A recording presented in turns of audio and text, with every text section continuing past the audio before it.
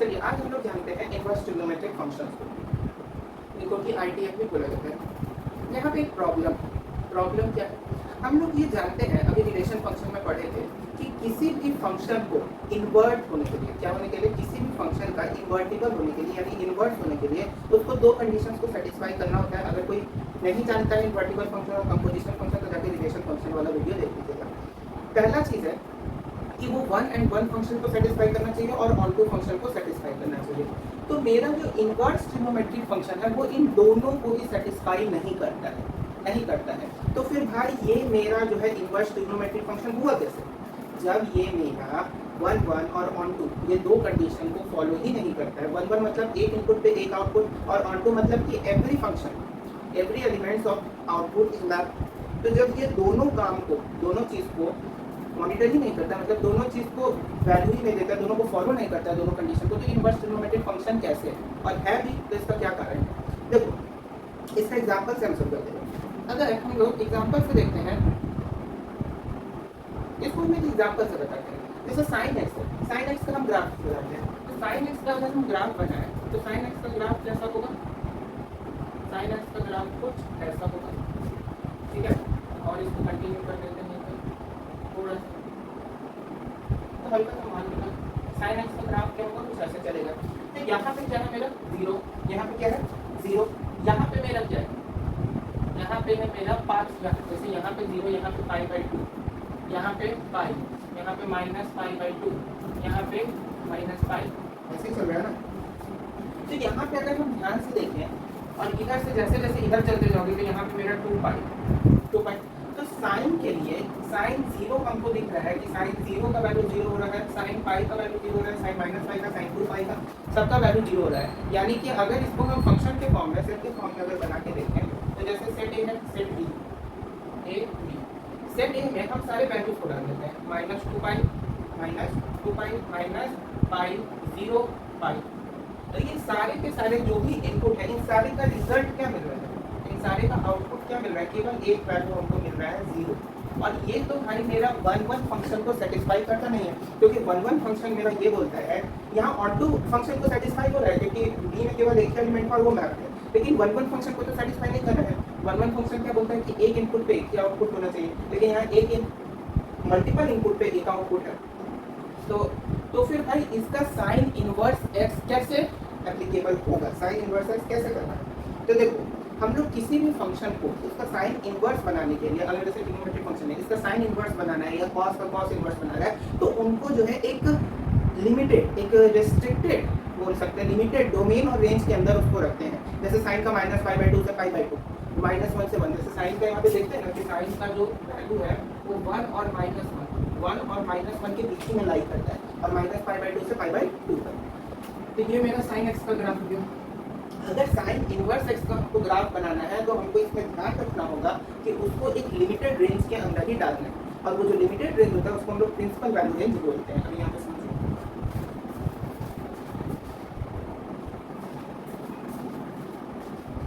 तो अब यहाँ पे समझो, अगर इसको हमको देखो, हमको केवल एक कंडीशन यहाँ पे सेटिस्फाई कराना है, one one function, onto function को तो सेटिस्फाई कराना है, केवल वन वन फंक्शन को सेटिस्फाई करना है। तो हम क्या करेंगे कि इस ग्राफ से, ये जो ग्राफ दिख रहा है इसमें से कोई एक ऐसा इंटरवल को फाइंड आउट करेंगे जिसपे एक्स का वैल्यू जैसे जैसे इंक्रीज या डिक्रीज कर रहा है, वाई का वैल्यू भी एक्स के अकॉर्डिंगली चेंज करे। तो वैसा इंटरवल अगर ध्यान से देखो तो यहाँ पे, वैसा इंटरवल ध्यान से देखो तो यहाँ पे कि जैसे जैसे मेरा एक्स का वैल्यू, मतलब यहाँ पे तुम देख सकते हो ना कि x का वैल्यू जैसे जैसे चेंज कर रहा है, पाई/2 से -पाई/2 से पाई/2 के बीच में, अगर ध्यान से देखो -पाई/2 से पाई/2 के बीच में, तो जैसे जैसे x का वैल्यू चेंज कर रहा है y का वैल्यू भी वैसे वैसे चेंज करता जा रहा है।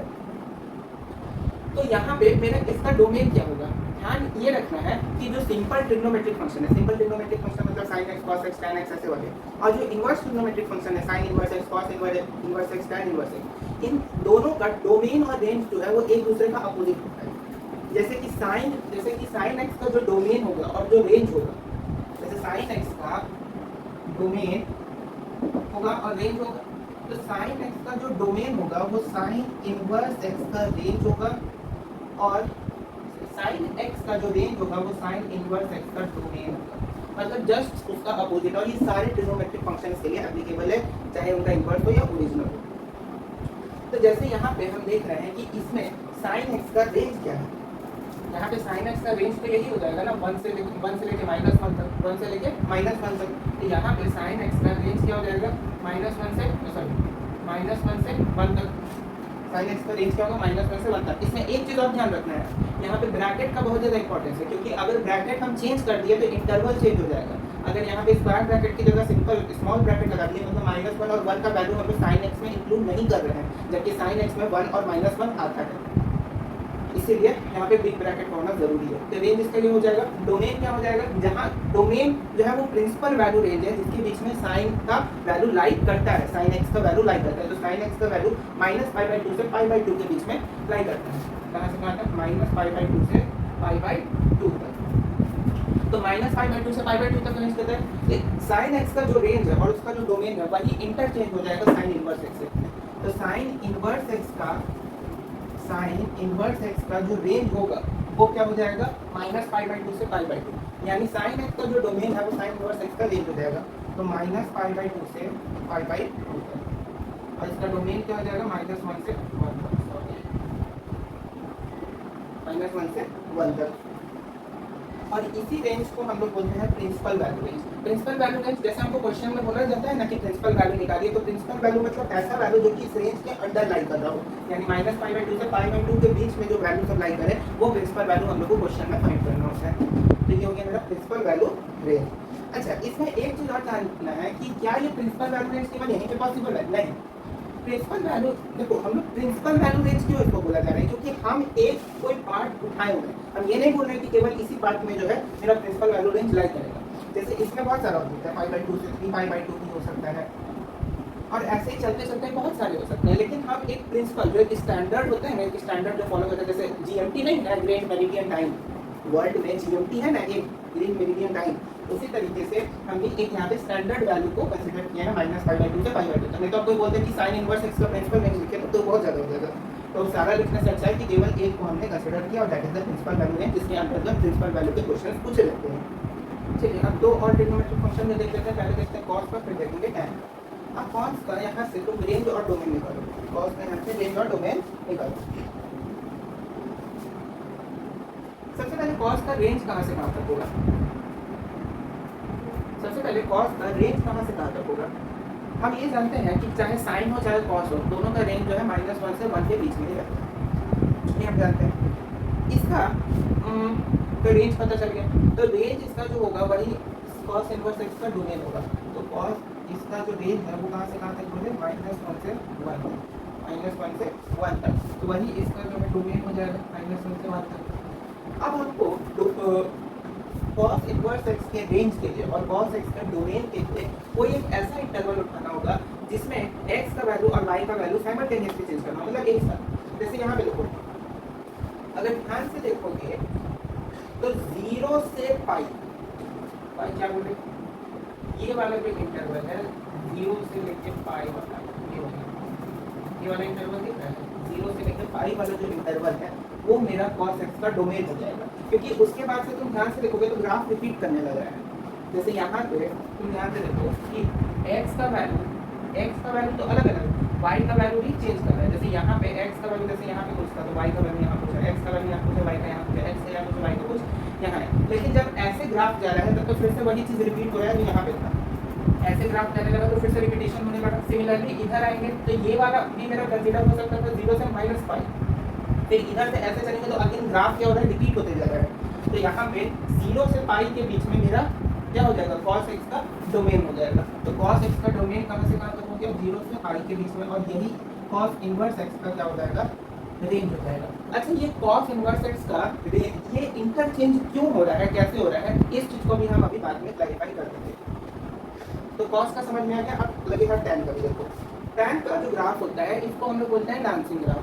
ये जो ग्राफ होता है ना, ये ऐसे ऐसे करके डांस करता रहता है। तो वो डांस क्यों करता है, डांस नहीं करता अपने इंटरवल के कारण, क्योंकि tan 90 डिग्री जो है नॉट डिफाइंड होता है। तो 90 डिग्री का बेचारा ना इधर का रहता है ना उधर का रहता है। इसलिए यहाँ पे भी तुम देखोगे तो ये जो ग्राफ है ना बेचारा इधर का है ना इधर का, किसी तरफ नहीं है। ध्यान से देखो, tan का जो ग्राफ होता है वो हमेशा पहले रेंज बताए, पहले इसका रेंज देखो, पहले tan का रेंज। tan का रेंज जो है सारा का सारा रियल नंबर्स होता है। tan का रेंज जो है, ये रेंज है, tan का रेंज जो है सारा का सारा रियल नंबर होता है, यानी कि tan इनवर्स x का डोमेन क्या होगा, सारा का सारा रियल नंबर।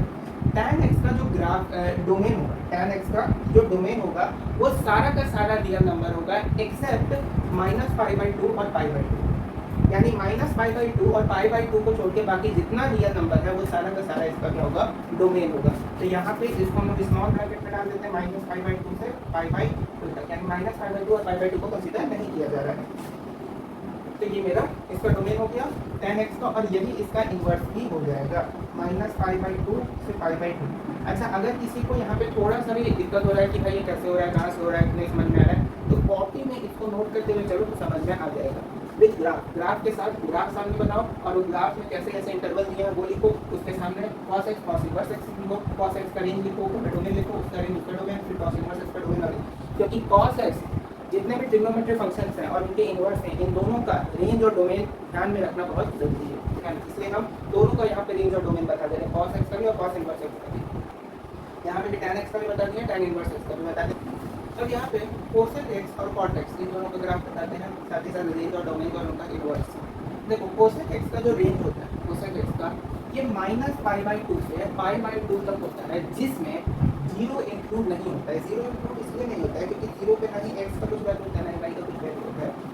तो यहाँ पे तुम देख भी सकते हो जो cosec x का ग्राफ है ये -π/2 पे और π/2 पे तो है, इसका सोल्यूशन है, लेकिन 0 पे ये नॉट डिफाइंड होता है।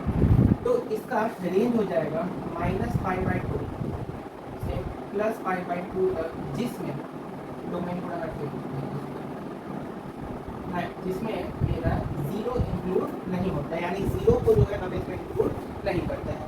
साथ ही इसका जो डोमेन है वो सारा का सारा रियल नंबर होगा एक्सेप्ट 1 और -1। क्यों? क्योंकि यहाँ पे तुम देख सकते हो ये मेरा 1 है, तो 1 के ऊपर है, और यहाँ पे ये मेरा -1, ये यहाँ पे मेरा क्या है 1 है, और ये मेरा क्या है -1 है। तो cosec x का ग्राफ या तो 1 के ऊपर रहता है या -1 के नीचे रहता है। तो इसका जो डोमेन है वो क्या हो जाएगा, और रियल नंबर, मतलब 1 के ऊपर है तो मतलब सारे के सारे रियल नंबर, तो सारे के सारे रियल नंबर्स एक्सेप्ट -1 और 1, और जिसमें -1 और 1 का वैल्यू का कोई अर्थ नहीं है, यानी cosec x में -1 और 1 तुमको कहीं नहीं दिखाई देगा, क्योंकि वो मेरा इंक्लूड ही नहीं होता है। मतलब 1 और -1 पे ग्राफ आके करेक्ट तो होता है, लेकिन वो इंक्लूड नहीं होता है। तो cosec इनवर्स x का जस्ट इसका अपोजिट हो जाएगा, तो cosec इनवर्स x का रेंज क्या हो जाएगा, r -1 से 1, और ग्राफ डोमेन क्या हो जाएगा -π/2 से π/2, जिसमें 0 इंक्लूड ना हो। अब लगी बात cot का, देखिए cot का जो है सिमिलरली tan की तरह डांसिंग रेडी होती है। तो डांसिंग जो ये कर रहा है, ये डांस कैसे कर रहा है उस डांस को भी समझते हैं। ये जो ग्राफ है cot, अब इसका ध्यान से सुनिए।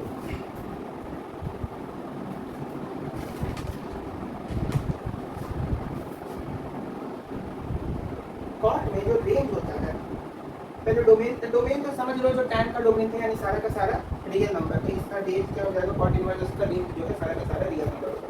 cot x जो है इसका डोमेन तुम्हारा हो जाएगा 0 से लेके पाई, समझे, मतलब 0 से लेके पाई तुम्हारा इसका रेंज हो जाएगा, रेंज। क्यों? क्योंकि देखो 0 से पाई तक में पहला ग्राफ है, फिर पाई से लेकर 2 पाई में अगेन ग्राफ क्या कर रहा है, रिपीट कर रहा है। तो रेंज वो इंटरवल वैल्यू होता है जिसके बाद ग्राफ क्या करने लगता है, रिपीट करने लगता है। जैसे यहाँ पे देखो cosec x का जो रेंज है -π/2 से π/2 तक, जिसमें 0 को इंक्लूड नहीं किए, तो उसके बाद अगर देखो तो π/2 से 3π/2 ये वाला वैल्यू भी 0 होगा, तो π/2 से 3π/2 में अगेन ग्राफ में क्या कर रहा है, रिपीट कर रहा है। यहाँ पे वैल्यू क्या हो गया 1, यहाँ पे वैल्यू क्या हो गया -1। तो रेंज उस इंटरवल वैल्यू को बोलते हैं जिसका ग्राफ रिपीट ना करे। मतलब ग्राफ जो है, जैसे यहाँ पे रेंज वो इंटरवल वैल्यू है जिसके बाद ग्राफ रिपीट करे वो पर्टिकुलर मिनिमम वैल्यू पर। तो यहाँ पे cot x क्या हो गया, का हो जाएगा 0 से पाई तक, 0 से लेके पाई तक, और यही इसका cot इनवर्स x का डोमेन हो जाएगा 0 से लेके पाई।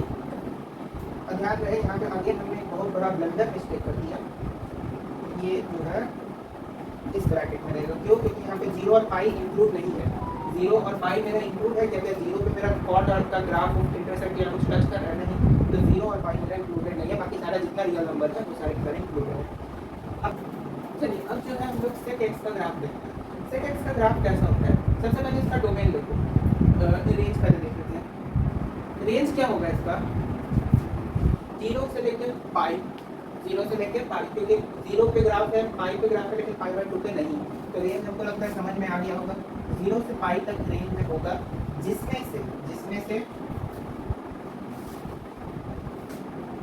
से मेरा पाई बाई 2 इंक्लूडेड नहीं होगा। जैसे अभी इसके पहले वाले में बताया था ना, इसमें मेरा 0 इंक्लूड नहीं होता था, इसमें मेरा क्या इंक्लूड नहीं होगा, पाई बाई 2 मेरा इंक्लूड नहीं होगा। और इसका डोमेन एज इट इज रहेगा, सारा का सारा रियल नंबर, सारा जितना भी रियल नंबर है एक्सेप्ट -1 और 1, क्योंकि इसका भी जो ग्राफ हो यहाँ पे देखो तो 1 और -1 के ऊपर ही 1 के ऊपर ही -1 के नीचे है। तो रेंज सारा का सारा होगा जिसमें -1 और 1 इंक्लूड भी नहीं होगा। बस इसको इंटरचेंज करेंगे, सेकंड इनवर्स एक्स का रेंज डोमेन पता करके इसका रेंज हो जाएगा -1 से 1 तक, जिसमें सारा का सारा रियल नंबर होगा। ये क्या मेरा ये रियल नंबर है, रेंज ये मत समझना कि ये रेंज है, ये रियल नंबर है जिसमें -1 और 1 इंक्लूड नहीं है। और डोमेन क्या हो जाएगा 0 से लेकर पाई तक माइनस में पाई बाई 2। ये मेरा सेकंड और सेकंड इनवर्स एक्स का ग्राफ। अब यहाँ पे हम सारे का ग्राफ बताए और सारे के अकॉर्डिंगली इसका समझ में आ रहा है कि नहीं आ रहा है, पहले ही बता दें। ध्यान से देखो, 0 से पाई, 0 से अगर चलते जाओ तो पाई ऐसे ऊपर, और यहाँ से अगर चलते जाओ तो ऐसे नीचे। ध्यान से देखो, यहाँ 0 से ऐसे चलते गए, 0 से ऐसे चलते गए, पाई से ऐसे चलते गए, तो वैल्यू पाई बाई 2 पे ही, पाई बाई 2 पे तो रिस्ट्रिक्ट होने लगा। जैसे यहाँ से जब 0 से ऐसे चले तो पाई बाई 2 को वैल्यू टच कर रहा है क्या, नहीं। पाई से जब चले तो पाई बाई 2 को वैल्यू टच कर रहा है क्या, नहीं। इसमें पाई बाई 2 मेरा क्या है, एक्सक्लूडेड है फिलहाल। अब यहाँ पे एक चीज हम ऑब्जर्व करते हैं कि सबसे पहले तो जानो इनवर्स ट्रिग्नोमेट्रिक फंक्शन का ग्राफ कैसा होता है। ट्रिग्नोमेट्रिक फंक्शन का ग्राफ देखो ना, बस उसको अपोजिट कर दो। जैसे ट्रिग्नोमेट्रिक सिंपल जो ट्रिग्नोमेट्रिक फंक्शन का ग्राफ होता है वो किसके अलोंग बनाया जाता है। जैसे साइन का जो हम ग्राफ बनाते हैं, साइन का ग्राफ कैसे बनाते हैं, एक्स एक्सिस, ये एक्स डैश होता है, ये वाई डैश होता है, ये वाई। ठीक, साइन का ग्राफ हम कैसे बनाते हैं, तो साइन का ग्राफ ऐसे ही कर करके बनाते हैं साइन का ग्राफ। तो बस इसका वाई एक्सिस के अलोंग, जैसे ये मेरा साइन एक्स का ग्राफ हुआ, तो देखो ये मेरा जो है साइन इनवर्स एक्स का ग्राफ। अगर ये मेरा साइन एक्स का ग्राफ हुआ तो वाई एक्सिस के अलोंग जो बनाओगे वो साइन इनवर्स एक्स का ग्राफ होगा। जैसे यहाँ पे टैन का ग्राफ हम कैसे बनाते हैं, एक रफ एग्जांपल दें तो टैन का ग्राफ कुछ ऐसे बनता है ना, कि टैन का ग्राफ कुछ ऐसे बनता है, टैन का कुछ ऐसे बनता है, मतलब समझ में, एक रफ एग्जांपल बता रहे हैं। टैन का कुछ ऐसे बनता है जिसमें ये मेरा क्या होता है, x dash x y dash, बाकी सारा का सारा कंसेप्ट वही रहता है, बस जो ग्राफ है वो पलट जाता है। जैसे ये मेरा एक्स एक्सिस के अलोंग है तो टैन इनवर्स एक्स का जो ग्राफ होगा वो वाई एक्सिस के अलोंग होगा, यानी कि कुछ ऐसे। ये मेरा एक्स डैश है, ये एक्स है, ये वाई है, ये वाई डैश है। इसका जो ग्राफ होगा वो कुछ ऐसा। तो यहाँ से समझ पा रहे हो, पता नहीं ये कुछ ऐसा समझ पा रहे। जैसे टैन का ऐसे में कैसे हो रहा है, एक्स एक्सिस के अलोंग, तो टैन इनवर्स एक्स का वाई एक्सिस के साइड से बनने लगेगा। मतलब जैसे यहाँ पे जैसे टैन एक्स में एक्स एक्सिस के अलोंग ग्राफ, मतलब एक्स एक्सिस पे ग्राफ बनता है ना, तो यहाँ पे वाई में अपोजिट बनने लगेगा। जैसे यहाँ स्क्रीन पे कुछ सारे इनवर्स ट्रिग्नोमेट्रिक फंक्शन का ग्राफ देख पा रहे होंगे, वैसे ही ग्राफ जो है बनता है। अब सबसे इम्पोर्टेंट चीज़ आता है फॉर्मूला। एक चीज़ और ध्यान रखना है कि ये जो फॉर्मूला होंगे, ये जितने भी फॉर्मूलाज होंगे, ये सारे जितना भी हम लोग ग्राफ बनाए उनका डोमेन रेंज लिखे इनवर्स ट्रिग्नोमेट्रिक फंक्शन के, उनके रेंज के अंदर ही ये सारे के सारे फॉर्मूला एप्लीकेबल होंगे। पहला चीज़ समझ गया। दूसरा, एक star mark terms and conditions बता देते हैं, ये बहुत लोग गड़बड़ करते हैं, ऐसा समझना। कहीं पे भी लिखा हुआ है साइन इनवर्स एक्स या साइन एक्स इनवर्स, तो बहुत लोग को कंफ्यूजन होता है कि इसमें इनवर्स ट्रिग्नोमेट्रिक फंक्शन कौन है। इनवर्स ट्रिग्नोमेट्रिक फंक्शन हमेशा फंक्शन पे लगा होता है, तो यहाँ पे इन दोनों में फंक्शन पे कौन सा लगा हुआ है, ये वाला। देखो यहाँ पे जो इनवर्स है ये फंक्शन पे लगा हुआ है, साइन पे, तो ये इनवर्स ट्रिग्नोमेट्रिक फंक्शन हुआ। ये मेरा क्या हुआ, इनवर्स ट्रिग्नोमेट्रिक फंक्शन हुआ। और ये मेरा क्या हो गया, यहाँ पे एंगल पे इनवर्स लगा हुआ है, यानी इसका मतलब होता है साइन 1/x, ये एंगल पे इनवर्स लगा हुआ है। तो ये मेरा इनवर्स ट्रिग्नोमेट्रिक फंक्शन नहीं होगा, जबकि ये मेरा इनवर्स ट्रिग्नोमेट्रिक फंक्शन होगा। दूसरा चीज, तीसरा चीज आता है mirror image of the inverse trigonometric function and trigonometric function. यानी हम लोग को यह ऑब्जर्वेशन देखा गया है कि जो भी ट्रिग्नोमेट्रिक फंक्शंस होते हैं, ओरिजिनल ट्रिग्नोमेट्रिक, जैसे साइन एक्स है ना, तो साइन एक्स और साइन इनवर्स एक्स का जब तुम ग्राफ देखोगे तो वो एक दूसरे के रिफ्लेक्शन लगेंगे। जैसे यहाँ पे फिगर में तुम देख रहे हो, यहाँ पे साइन एक्स का ग्राफ जो है वो एक्स एक्सिस के अलोंग है और साइन इनवर्स एक्स का जो ग्राफ है वो वाई एक्सिस के अलॉन्ग है। तो साइन एक्स एक्सिस के अलॉन्ग जो साइन एक्स का ग्राफ है और वाई एक्सिस के अलॉन्ग जो साइन इनवर्स एक्स का ग्राफ है, अगर उसके बीच में हम एक लाइन ड्रॉ करें तो वो ध्यान से देखो तो दोनों एक दूसरे का क्या दिखता है, रिफ्लेक्शन दिखता है। तो इसी को हम लोग बोलते हैं मिरर या रिफ्लेक्शन ऑफ द अपोजिट। चलिए अब सारे के सारे फॉर्मूलाज को समझते हैं। जैसे टाइप वन में हम लोग देख सकते हैं कि सारा रेसिप्रोकेट वाला फॉर्मूला, जैसे sine inverse 1/x cos inverse 1/x tan inverse 1/x, तो जहाँ भी लिखा है sine inverse 1/x cos inverse 1/x और tan इनवर्स 1/x, उन सारे का जो रेसिप्रोकल, जैसे सिंपल जो ट्रिग्नोमेट्रिक फंक्शन होते हैं ना, उनका जो रेसिप्रोकल होता है, जैसे sin x का cos x, tan x का cot x, cos x का sec x, सिमिलरली होगा sin इनवर्स 1/x का cosec inverse x, tan inverse 1/x का cot इनवर्स x और लास्ट वाला क्या है, cos इनवर्स 1/x का sec इनवर्स x। समझ में बात आ गई? तो ये मेरा टाइप 1 है। अब टाइप 2 में आते हैं। तो टाइप 2 में है sin inverse x plus cos inverse x वाला, tan inverse x plus cot inverse x, मतलब उनका को trigonometric function, cosec inverse x plus sec inverse x, इन सारे का वैल्यू पाई बाय 2 होता है। जैसे sin inverse x plus cos inverse x pi by 2, tan inverse x plus cosec inverse x pi by 2, tan inverse x plus cot inverse x pi by 2, cosec inverse x plus sec inverse x pi by 2। तीसरा category आता है मेरा अगर trigonometric angles जो है वो negative हो जाए इनवर्स में, जैसे इनवर्स ट्रिग्नोमेट्रिक फंक्शंस में अगर एंगल निगेटिव हो जाए तब मेरा क्या होता है। तो इसमें दो कैटेगरी में आता है। पहला कैटेगरी होता है साइन का, दूसरा होता है कॉस का। जैसे पहले कैटेगरी में अगर ध्यान से देखो तो sign inverse minus x, tan inverse minus x और कोसेक इनवर्स माइनस एक्स, इन सारे का वैल्यू होता है माइनस में, डायरेक्ट माइनस में। जैसे साइन इनवर्स माइनस एक्स का minus sine inverse x, tan inverse minus x का minus tan inverse x, cosec inverse minus x का माइनस कोसेक इनवर्स एक्स। दूसरा कैटेगरी होता है मेरा कॉस का, जो कि उधर दिख रहा होगा। कॉस में क्या होता है, cos inverse minus x, cot inverse minus x और सेक इनवर्स माइनस एक्स, उसमें बस पाई में से उनके निगेटिव को माइनस करते हैं। जैसे कॉस इनवर्स माइनस एक्स है तो हो जाएगा pi minus cos inverse x, sec inverse x है तो वो हो जाएगा pi minus sec inverse x, cot inverse x है तो वो हो जाएगा pi minus cot inverse x. तो ये मेरा हो गया टाइप 2। चलिए अब जो है कैटेगरी नंबर 4 को देखते हैं। कैटेगरी नंबर 4 में मेरा tan फैमिली के जितने फॉर्मूला है वो सारे के सारे आते हैं।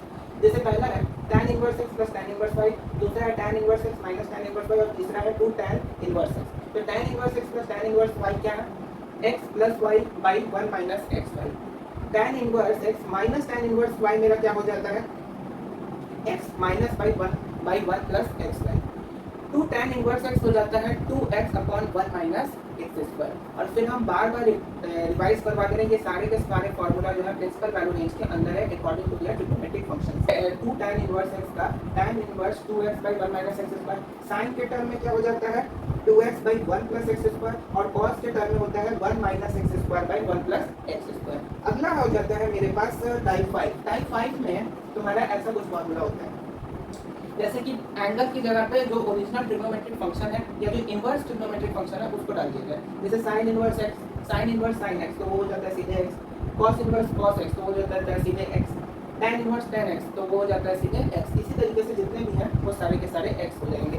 अगर लिखा हुआ है कि sine sine inverse x, cos cos inverse x और tan tan इनवर्स x तो वो सारे के सारे की वैल्यू क्या हो जाएंगे, x हो जाएंगे। चलिए टाइप 6 को देखते हैं। 2 sin इनवर्स x है, उसमें जैसे 2 sin inverse x, 2 cos inverse x, 3 sin inverse x, 3 cos inverse x। तो 2 sin इनवर्स x के हो जाएगा sin inverse 2x under root 1 minus x square. 2 cos inverse x को जाएगा cos इनवर्स अंडर रूट में cos inverse 2x square minus 1। 3 sin inverse x का जाएगा sin inverse 3x minus 4x cube. 3 cos inverse x equal to cos इनवर्स 4x cube minus 3x। अब type 7 में ध्यान से समझना, sin inverse x plus sin inverse y हो तो हो जाएगा sin inverse x under root 1 minus y square plus y under root 1 minus x square. और sin inverse x minus sin inverse y हो तो सेम चीज रहेगा, बस यहाँ पे sin क्या हो जाएगा अपोजिट। जैसे प्लस है तो प्लस रहेगा, माइनस है तो माइनस रहेगा। cos में क्या हो जाएगा cos inverse x plus cos inverse y, तो बस इसमें सेम चीज है। इसका हो जाएगा जो दिया हुआ है cos inverse x plus cos inverse y है, तो यहाँ पे प्लस है तो यहाँ पे माइनस हो जाता है, यहाँ पे अगर माइनस है तो यहाँ पे प्लस हो जाता है। सिमिलर फॉर्मूला लिखा हुआ है, जितने भी ये सारे फॉर्मूला बताए सारे के सारे इंपॉर्टेंट है और इसी पे बेस करके आपका पूरा आईडीएफ का क्वेश्चन बनेगा। प्लस ये सारे जितने भी फॉर्मूला बताए अगेन एंड अगेन ये सारे के सारे इनके रिस्पेक्टिव ट्रिग्नोमेट्रिक फंक्शन के रेंज के प्रिंसिपल वैल्यू रेंज के अंदर बिलोंग करते हैं।